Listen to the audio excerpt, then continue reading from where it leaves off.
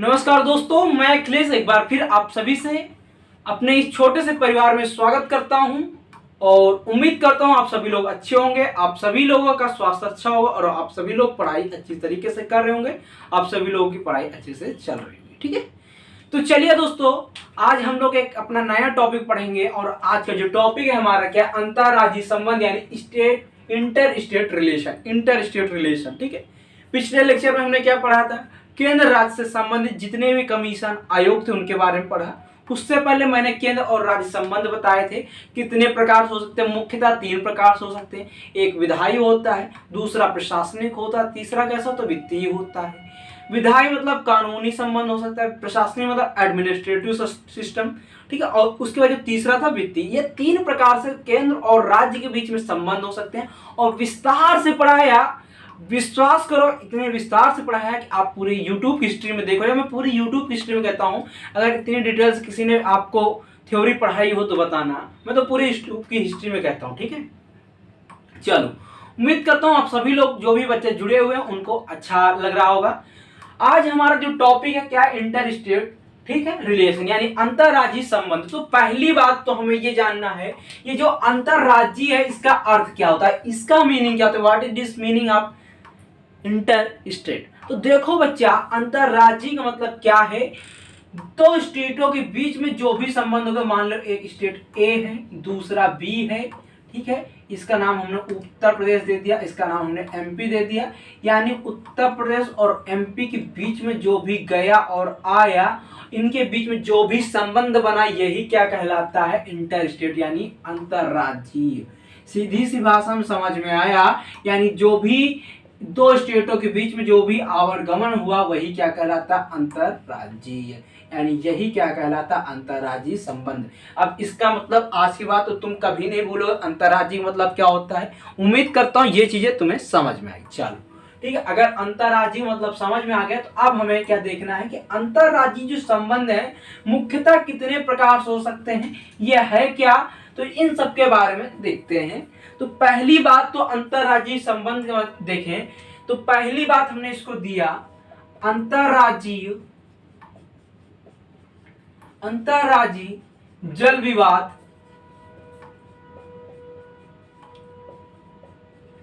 विवाद न्याय निर्णय। ठीक है, ये पहली बात। दूसरी बात क्या दे दी हमने, अंतरराज्यीय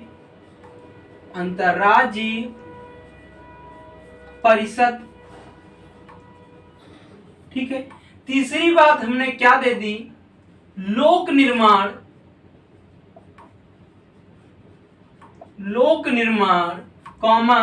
कानूनी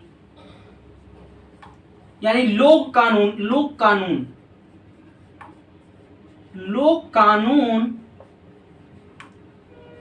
संबंधित। और चौथी चीज हमने क्या दे दी आपको, अंतरराज्यीय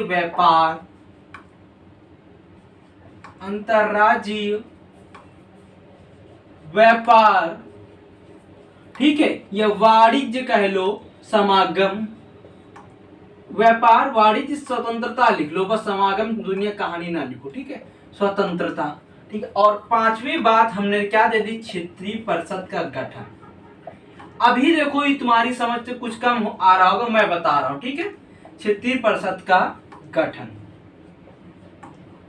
तो देखो बच्चा, कुछ समझ में नहीं आया बिल्कुल टेंशन ना लो। हमें देखा कि अंतरराज्यीय संबंध का मतलब क्या, अंतरराज्यीय मीनिंग समझ में, यानी जो भी हो रहा है 2 स्टेटों के बीच में हो रहा है, यही अंतरराज्यीय कहलाता है।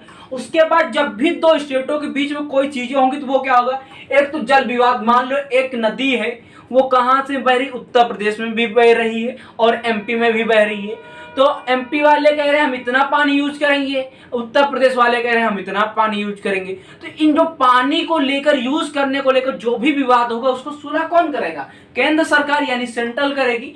ठीक है, तो इसके लिए क्या हुआ, अंतरराज्यीय जल विवाद न्याय निर्णय। ठीक है, पहली कंडीशन एक ये विवाद हो सकता है। दूसरी क्या, अंतरराज्यीय परिषद यानी एक काउंसिल बनाई जाएगी जो दोनों स्टेटों के बीच में आपस में क्या करेगी, समन्वय, यानी काउंसिल के लिए अंतरराज्यीय परिषद। ठीक है, उसके बाद क्या हुआ, एक लोक निर्माण, यानी जो लोक निर्माण की, लोगों के निर्माण के लिए, लोगों के व्यवसाय के लिए, साथ ही साथ लोगों को कानून संबंधी व्यवस्था के लिए एक तीसरी बात होगी।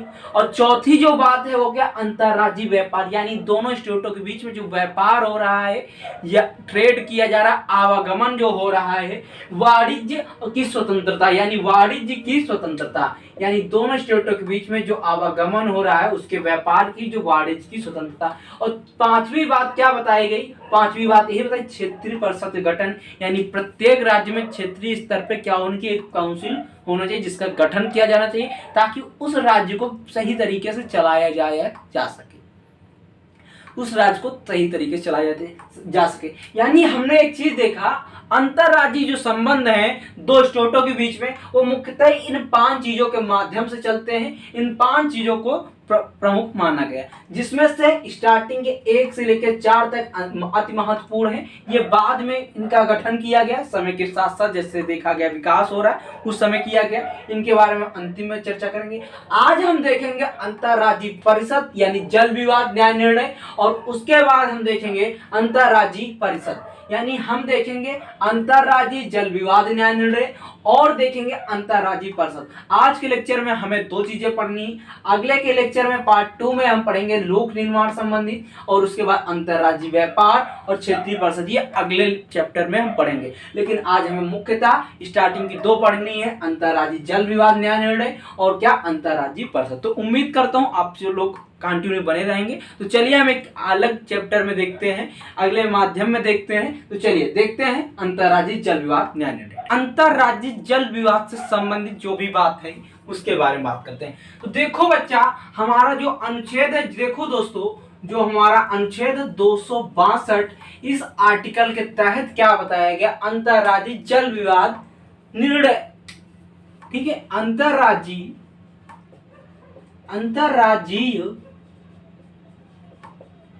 जल विवाद समझौता, ठीक है, समझौता, यानी कि भारत के संविधान में अनुच्छेद 262 में क्या बताया गया, अंतरराज्यीय जल विवाद समझौता, यानी कि अगर दो राज्यों के बीच में दो राज्यों के बीच में अगर जल को लेकर कोई भी चीजें घटनाएं घटित हो रही हैं उसके लिए समझौते की बात की गई। इसमें मुख्यतः 2 चीजें बताई गई हैं।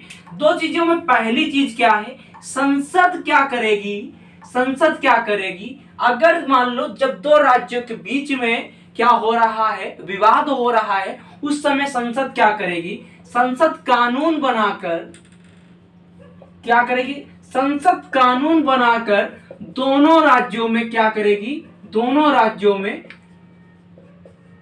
समझौता करेगी। ये पहली बात बताई, ठीक है, समझौता करेगी, ठीक है, करेगी। और दूसरी बात क्या बताई इसमें, दूसरी क्या बात है, जो संसद ये कानून बना सकती है, कि संसद कानून बना सकती है, यानी जो पार्लियामेंट है, केंद्र सरकार कानून बना सकती है कि कानून बना सकती कि कोई न्यायालय इसमें शामिल ना हो, चाहे उच्चतम न्यायालय ही क्यों ना हो, इसमें शामिल ना हो, ठीक है। यह कानून कौन बना सकता है, केंद्र सरकार, यानी केंद्र सरकार 2 कानून बना सकती है। पहला कानून क्या, कि दोनों राज्यों में आपस में बातचीत करके उसमें समझौता कर दिया जाए, ये केंद्र सरकार की जिम्मेदारी है। दूसरी जिम्मेदारी क्या है, कि संसद कानून बना सकती है, इसमें किसी भी न्यायालय का हस्तक्षेप ना हो, ना हो, इसमें किसी भी न्यायालय का हस्तक्षेप ना हो, ठीक है। और इसके लिए समय समय पर 2 कानून बनाए गए, एक बनाए गए नदी बोर्ड अधिनियम, क्या, नदी बोर्ड अधिनियम 1956 और दूसरा बनाया गया अंतरराज्यीय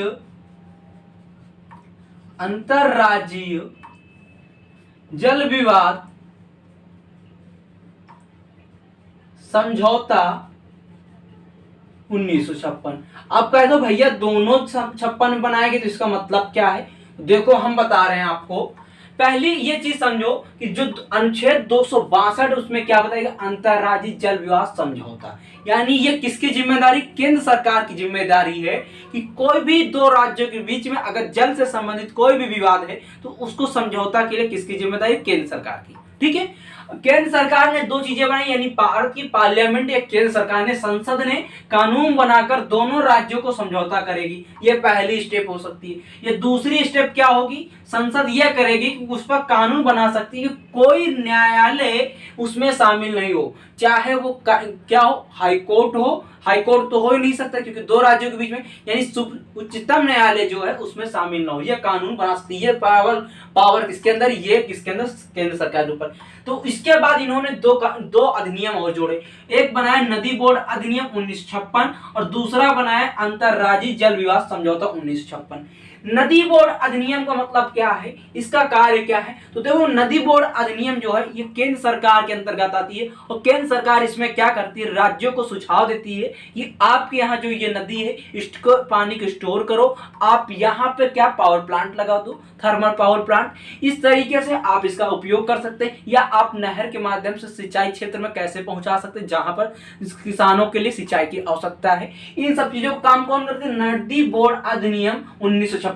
और इसमें सलाह कौन देता है? केंद्र सरकार सलाह देती है। किसको देती है? राज्य सरकार को। ठीक है, पहली बात। और दूसरी बात क्या होता है? अंतर्राज्यीय जल विवाद समझौता 1956, यानी जो दूसरी बात अधिनियम बना अंतर्राज्यीय जल विवाद समझौता 1956, इसमें क्या बताया कि दोनों राज्यों के बीच में आपस में जो भी जल को लेकर समझौता करना है उसके लिए कानून बनाया जा सकता। और ये भी कौन करेगा? ये भी कौन करेगा? आपका बच्चा, ये भी करेगा आपका केंद्र सरकार। यानी हमने पहली चीज समझी कि नदी बोर्ड अधिनियम 1956 में जो है इसके तहत केंद्र सरकार क्या करेगी? केंद्र सरकार इसके तहत कानून बनाएगी और राज्यों को समझौता के लिए, राज्यों को विकास के लिए कि आप अपने आप नदी का पानी स्टोर करें, उसके बाद एक बांध बनाएं, बांध के माध्यम से आप थर्मल पावर प्लांट बना सकते हैं, नहर में पानी छोड़ सकते हैं जहां पे आपकी सिंचाई की जरूरत है। इस तरीके से आप कार्य में प्रयोग में ला सकते हैं। ये नदी बोर्ड अधिनियम।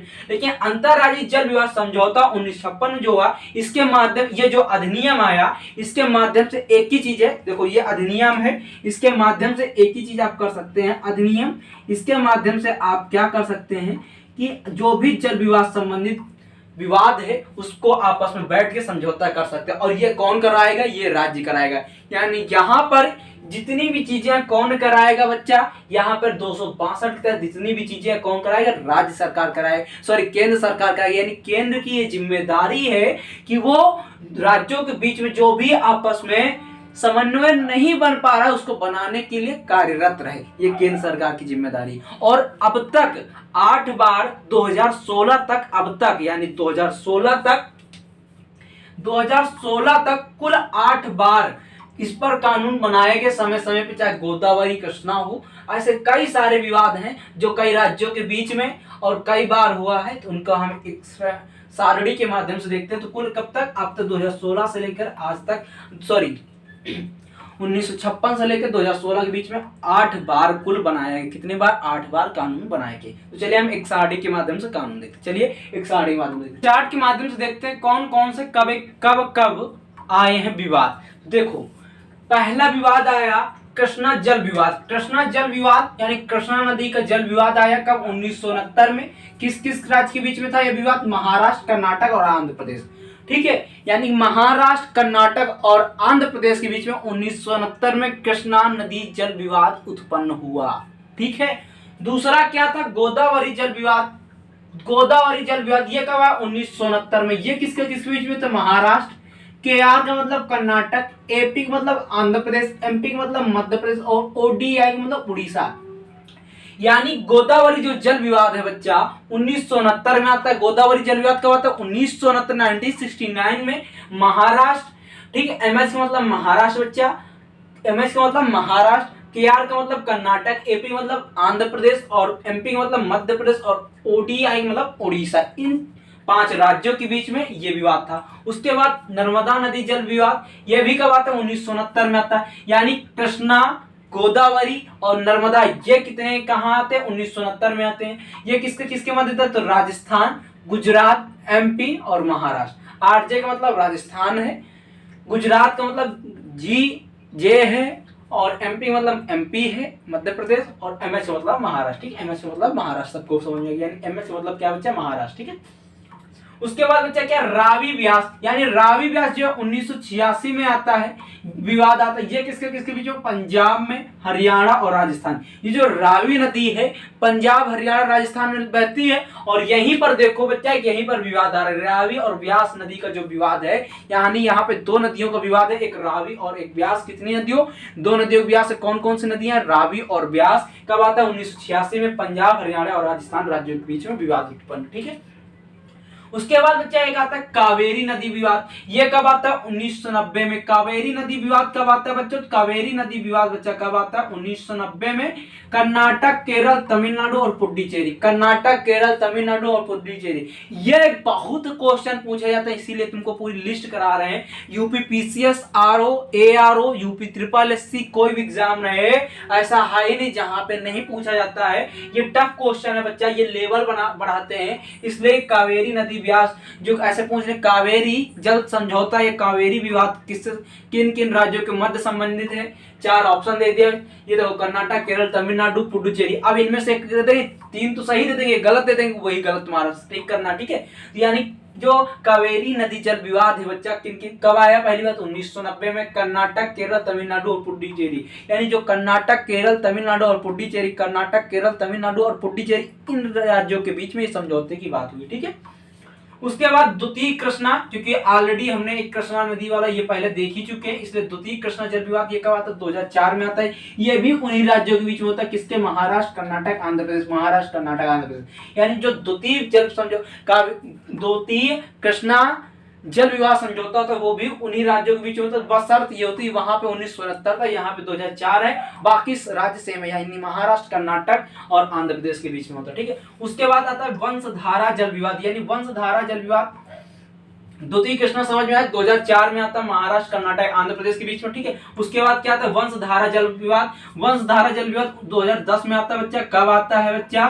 तो 2010 में आता है। कब आता है बच्चा? कब आता है बच्चा? तो 2010 में आता है। और उड़ीसा एवं आंध्र प्रदेश के, यानी वंशधारा जल विवाद किसके बीच में? उड़ीसा एवं आंध्र प्रदेश के। और उसके बाद बच्चा अंतिम है महादई जल विवाद समझौता 2010 में, ये भी आता है, गोवा, कर्नाटक और महाराष्ट्र के बीच में। किसके बीच में? गोवा, कर्नाटक और महाराष्ट्र के बीच में ये आता है। यानी ये जितने 8 जल विवाद समझौते थे, ये कब तक? 2016 तक मात्र आए हैं। 2016 तक का ये आंकड़ा है, 8 हुए हैं, और इनके बारे में मैंने चर्चा की, विस्तार से जानकारी दी। उम्मीद करता हूँ ये चीज आपको पसंद आई। तो अगर पसंद आई तो प्लीज चैनल को लाइक करना। और चलिए इसके बाद हम देखते हैं अंतर्राज्यीय परिषदों का गठन, यानी अनुच्छेद 263 में क्या बताया गया? अंतर्राज्यीय परिषदों का गठन किस कमेटी की सलाह पर किया गया, कैसे क्या किया, उसको हम आगे देखते। चलिए आगे देखते। ठीक है, अंतर्राज्यीय परिषद, मैंने क्या बताया? अंतर्राज्यीय परिषद का गठन। क्या बताया?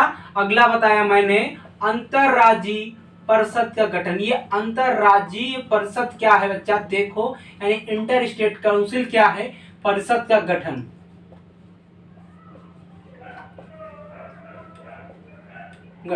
देखो बच्चा, इसके बारे में जानते हैं तो हमारे संविधान में, यानी भारत के संविधान में अनुच्छेद 263 के तहत, यानी अनुच्छेद 263 के तहत क्या बताएगा? भारत में अंतर्राज्यीय परिषद का गठन किया जाएगा। तो किस अनुच्छेद के तहत? अनुच्छेद 263 के तहत बच्चा, अनुच्छेद 263 के तहत क्या बताया गया? अनुच्छेद 263 के तहत क्या बताया गया? यानी भारत में अंतर्राज्यीय परिषद का गठन किया जाएगा। लेकिन जब हमारा संविधान लागू हुआ तब अंतर्राज्यीय परिषद का गठन का नहीं किया गया था, यानी अंतर्राज्यीय परिषद का गठन नहीं किया गया था। तो कब हुआ?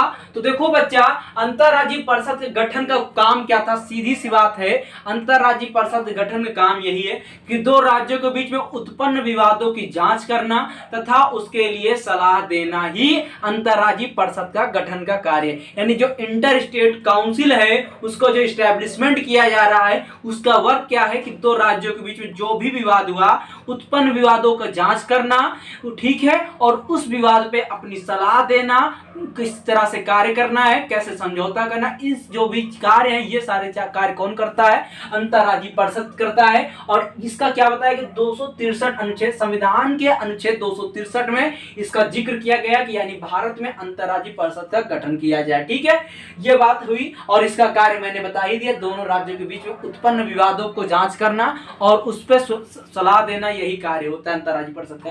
तो देखो बच्चा, एक 1983 में सरकारिया आयोग कमीशन आता है। कौन आता है? सरकारिया, और इसको तो मैंने पढ़ाई दिया पिछले लेक्चर में, ठीक है, सरकारिया आयोग कमीशन। ठीक है, सरकारिया आयोग आता है, स्टैब्लिश होता है, कब होता है? 1983 में। और इसमें कहा गया कि आप अपनी राय प्रस्तुत करो, केंद्र सरकार के द्वारा इसको स्टैब्लिश किया जाता है और इसमें इसका कार्य होता है कि आप केंद्र और राज्य के बीच में जो भी समन्वय है उसके लिए अपनी राय प्रस्तुत करो। इन्होंने उसी में बताया था, क्या बताया था कि क्या करना चाहिए? अंतर्राज्यीय परिषद गठन करना चाहिए। और इन्होंने अपनी रिपोर्ट का प्रस्तुत की 1987 में।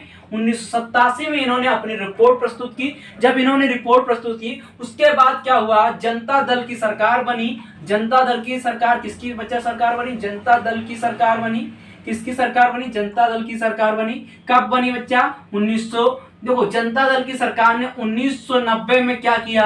अंतर्राज्यीय परिषद का क्या किया? अंतर्राज्यीय परिषद का क्या किया? गठन किया। यानी जनता दल की सरकार ने परिषद का गठन किया। तो बच्चा अंतर्राज्यीय सरकार तो किसकी सिफारिश पे हुआ? यानी सरकारिया आयोग की सिफारिश पर। जब इन्होंने 1987 में अपनी सिफारिशें प्रस्तुत की, जब इन्होंने अपनी सिफारिशें प्रस्तुत की, क्या प्रस्तुत की बच्चा? सिफारिशें प्रस्तुत की, तो क्या हुआ बच्चा? जनता दल की सरकार ने क्या किया? 1990 में अंतर्राज्यीय परिषद का गठन किया।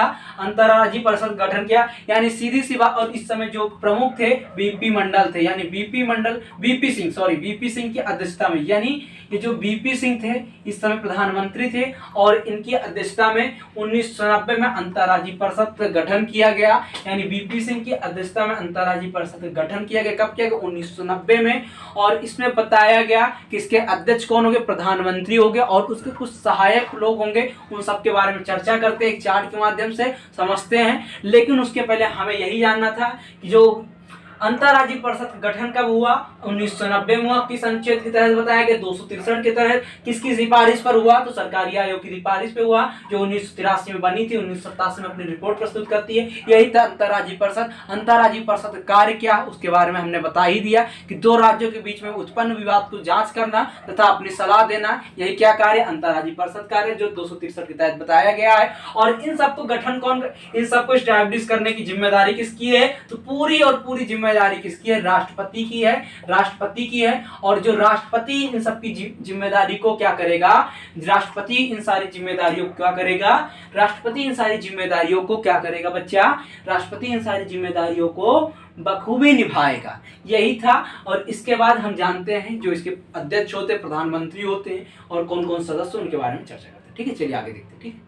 ठीक, चलिए देखते हैं अंतर्राज्यीय परिषद में गठन में कौन कौन सदस्य होते हैं, क्या क्या कार्य होता है। ठीक है, देखो, अध्यक्ष कौन होगा? भारत के प्रधानमंत्री, जैसे वर्तमान समय में श्री नरेंद्र मोदी जी हैं, तो ये अध्यक्ष हो गए अंतर्राज्यीय परिषद के। ठीक है, उसके बाद सभी राज्यों के मुख्यमंत्री, यानी प्रत्येक राज्य के सीएम, चाहे वो केंद्र शासित राज्य हो, यानी केंद्र शासित राज्य जहां पे विधानमंडल, वहां पे अगर वो नहीं है तो केंद्र शासित राज्य में जो भी गवर्नर होगा वो होगा। अगर वहां पे यानी कि वहां पे राज्यपाल का शासन नहीं है, यानी राष्ट्रपति शासन है, तो वहां पे जिसको प्रमुख बनाया जाएगा वो होगा।